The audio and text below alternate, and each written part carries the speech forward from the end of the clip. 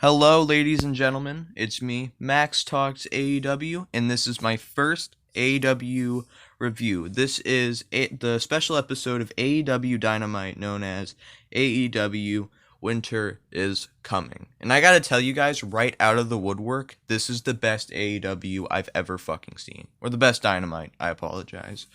But yeah, this is fucking great. I love this pay-per-view. Let's not waste any more time. Let's get into it. Like when Hangman he almost got eliminated, but the Dark Order came and actually kind of caught him and put him back into the ring. I really like where this Hangman and Dark Order thing is going.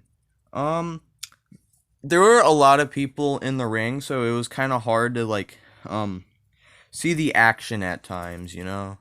The first thing that happened on AEW Winter is Coming was the Diamond Ring Battle Royale. There were a lot of things that happened in here, and this was a really good Battle Royale. It was everything a Battle Royale or like a Royal Rumble type thing should be. It had like all these storylines kind of intersecting. It had before the Diamond Ring Battle Royale happened, MJF cut a pretty fucking funny promo with Wardlow and Sammy. MJF is funny as fuck, dude. I don't care what any of y'all say. There's Hangman and the Dark Order teaming up, like I said before, like how the storylines kind of intersected. A lot of the match was filler, like not a lot, but like, you know, a pretty decent chunk of it.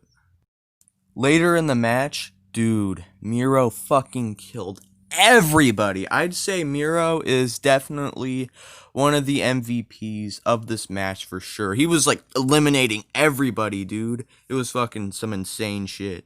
So it was just him and the Inner Circle, right? And Smarks will tell you that Miro is ruined. He's so ruined that it took half of the entire fucking Inner Circle to eliminate this guy. Yeah, he's really fucking weak here. Jungle Boy was kind of like weakened in the corner. He was just laying there watching like everything go down per se. So it took half of like the entire fucking Inner Circle to eliminate him. I don't know how the fuck they got that big motherfucker out of there, but they did. Don't ask me. The Inner Circle quickly realized that Jungle Boy was still there. So Sammy Guevara went after him. They had a fucking crazy cool spot. Kind of like, I don't know, by the ring posts, you know, like where the ring, like, you know, at like the end of the apron. Fuck, I don't know how to describe it, y'all. Just, you know, give me time. MJF, eliminated them both and sent Jungle Boy head fucking first. I think I was the only one who saw that. I didn't hear of that outside of on Twitter or anything else. Maybe it wasn't a botch, but yeah, it looked like he got hit head first. I hope Jungle Boy's alright and everything. But while MJF eliminated Jungle Boy, he accidentally eliminated Sammy Guevara as well. And Sammy was pissed. He was like, "Hey, you motherfucker, why you gotta eliminate me?" And MJF's like, "I'm sorry, little buddy." And definitely some tensions boiling between Sammy Guevara and MJF. So it was just Wardlow and MJF left. They were the last two, right? Right. So MJF was like, "Yeah, we win, bitch. Yeah, we win." But it turns out a little guy named Orange Cassidy wasn't eliminated. Orange Cassidy, being the Chad he is, fucking eliminates Wardlow with that orange punch. He does a bunch of orange punches. Bam, bam, bam, bam. MJF gets 3. Wardlow gets 3. It's like a fucking orange punch party over there, motherfuckers. And that was not easy to say. I said a lot of P's. But yeah, MJF and Orange Cassidy will be facing each other next week on Dynamite. Should be interesting. I thought it was pretty fun, and I'm feeling an 8 out of 10. The second match was Frankie Kazarian versus Chris Jericho. And I want to start off by saying I fucking love Frankie Kazarian, and I think he should definitely pursue a singles career. I know he's like a little old, but I would not be annoyed by him being the TNT or even the AEW World Champion at all. I think he's fucking awesome and probably one of the most underrated wrestlers in AEW right now. There was a part of this match where Chris Jericho and Frankie Kazarian had a fight outside of the ring, and there was, of course, I gotta tell you something. If there isn't at least three interferences, it isn't an inner circle match. I'm just telling you that right now. The match's story was that Frankie Kazarian was always like kind of outmatching him. He was always like a step ahead of Chris Jericho, and Chris Jericho really struggled to get into second gear in that match. The highlight, it had to be when Chris Jericho tried to hit Kazarian with the code breaker, but he fucking grabbed his legs and put him in the walls of Jericho. Frankie Kazarian did. I think that is a very underrated moment of this match and this show, just in general. So while the Frankie Kazarian had Chris Jericho in the walls of, well, Jericho, I guess MJF and Sammy Guevara were like, wait, has there been two interruptions during this match yet? No, I don't think there is. So they were like, oh shit, grab that towel or something. Like, yeah. Good idea. Good idea, Maxwell. Yeah. Whew. Dodged a bullet right there, didn't we? So MJF and Sammy Guevara came out with MJF holding a towel, and I guess he was gonna throw it in for some reason. I have no fucking idea why. It's not really explained.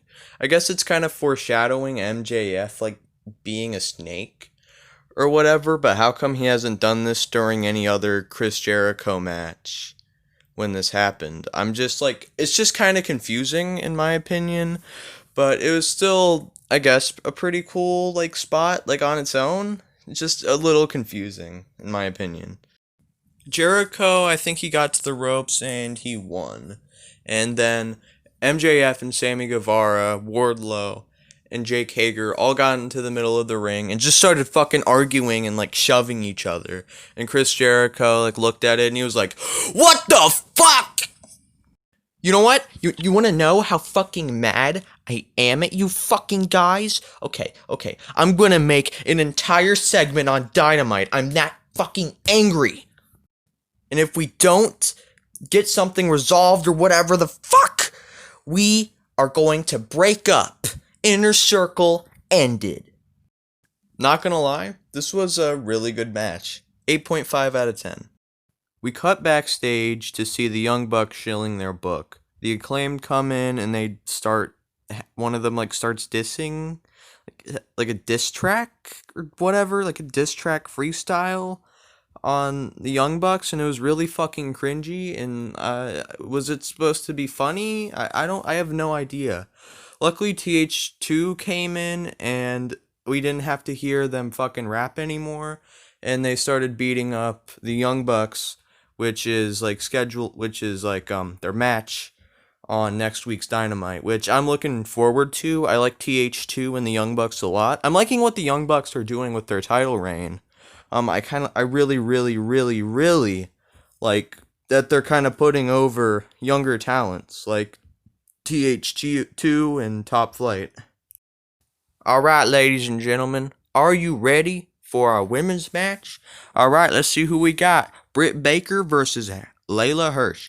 I really like Layla Hirsch. I hope they sign her. She's pretty fucking cool. I'll stop doing the southern accent now. Okay, just one gripe with this match, and it's not even the performers themselves. It's the AEW commentary team. Look, Excalibur, Jim Ross, Tony Shiv Hot Dog Man Sandwich. I like you. You're a pretty good commentary team. No cap. But could you please stop shilling AEW heels every single fucking time there's a women's match on? Holy fucking shit, dude. Oh my god. I mean, don't get me wrong, I think heels could be a good idea, but I fucking hate seeing it shilled every single time there's a women's match. Just a quick little rant. The match started off with Britt Baker being a bit of a bitch baker. She was like calling Layla Hirsch a manlet, shit like that. I believe Layla Hirsch is about 4'11", so I do think it is justified and correct to label her as a manlet. Britt Baker ultimately got what was coming to her with a nice punch in the fucking face, dude. That was awesome. Hirsch is a great technician. Oh my fucking god. She is so good. Holy shit. I fucking love her technical abilities. Baker was also, to her credit, able to keep up to. Britt Baker is a pretty solid wrestler. No surprise there. There was some fucking action outside of the ring. Pretty cool, pretty cool, pretty cool. And oh my god, dude, I cannot stress this enough. Hirsch does too many fucking arm bars. You're a technician. You should have more than one fucking move. Anyway, yeah. The match ended with an awesome chain wrestling sequence. Some great technical wrestling right here. I really like this match. And it ultimately ended in Hirsch tapping, and Thunder Rosa ran in and attacked Britt Baker. And AEW, I got one question to ask you. Why the fuck haven't you signed this bitch yet? Sign her now. Sign both of them. Sign Thunder Rosa especially, and have her beat Hikaru Shida. Please, I am fucking begging you. Please! A pretty good match. 7.5 out of 10. We get a pretty good vignette hyping up Team Taz and Cody and Darby Allin's rivalry they have going on at the moment. Pretty good. Nothing to say here. Call me Michael Cole because, oh my, a lot to say about this match. Cody and Darby Allin make their debuts respectively. Darby showing up in a pretty cool fucking car called the Face of TNT, making that signature awesome Darby Allin entrance. Always warms my heart to see one of Darby's entrances. Ricky Starks and Will Hobbs. Not Will Hobbs, idiot. It's Powerhouse Hobbs. God, I'm such a fucking moron. But they make their entrance, but it doesn't really go too long before a pre-match brawl happens. The match finally begins, and Kobe and Darby are doing pretty fucking good for the first part of the match. They're doing a pretty good tag team strategy by isolating Ricky Starks. I always like it when they isolate one member of a tag team in matches, tag team matches. I think it's fucking awesome, and it really makes it feel more realistic. Like they're really like strategizing what's going on. You know, like, they're like, fuck, we should, like, isolate someone, you know, do as much damage to them as possible so, you know, we could pin them and shit.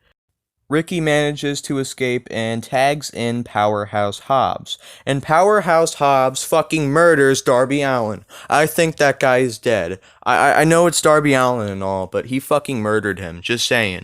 While Ricky Starks is on, like, the outside of the ring, you know, waiting to be tagged in, he does some cheap heel shit to Darby. Pretty nice details.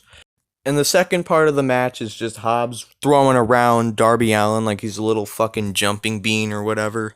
Cody is there trying to tag in, like, please tag me in, please, please, please, I beg of you, I'll do a cool comeback, please. And then Darby's like, ugh, fine. Then he tags Cody in, and Cody fucking cleans house and murders everybody. Darby, like, tags in without Cody knowing it. So Cody just goes for like a Cody cutter, and Darby goes up on the top rope and does a nice fucking coffin drop. An awesome spot and a great way to end the match. Or is it? I think I know an even better way to end the match. You know what I'm talking about. But they pin Starks, and guess what? It's Sting, motherfuckers! Oh my god, it's Sting. He's here, he's queer, and he's ready to drink some cum. Anyways, he like stares at Darby Allin or whatever. I give this match a holy shit, it's Sting out of 10. We are greeted with a Hikaru Shida promo that is fucking dog shit when the Team Taz and Cody match ends. And yeah, it's fucking awful. Hikaru Shida releases her inner Psycho Sid by asking if they could do another take, but It was live TV. The reason she did that is because like something broke or whatever. I'm not even gonna tell you what it was about. I couldn't tell. It was fucking dog shit, and she just rambled on forever. It sucked. I hated it. We get a promo from John Moxley. I don't even need to tell you that it's good. It's fucking John Moxley. Of course it's good. We meet back with the commentary team where we see the executive of Impact Wrestling, Mr. Don Callis, and he will come and play pretty soon. Our main event is John Moxley versus Kenny Omega. This match was so fucking good. I loved every second of it. I'm not even going to describe it to you. It was that fucking good. Go watch it yourself if you really want to know. Easy, 10 out of 10. Kenny wins in a screw job involving Don Callis, and yeah, I always thought Moxley should never lose clean. Like I said earlier, 10 out of 10. Winter is Coming gets a 9 out of 10. Thanks for watching this review all the way through. This probably ain't gonna be my best review, but because it's my first. But yeah, thanks for watching.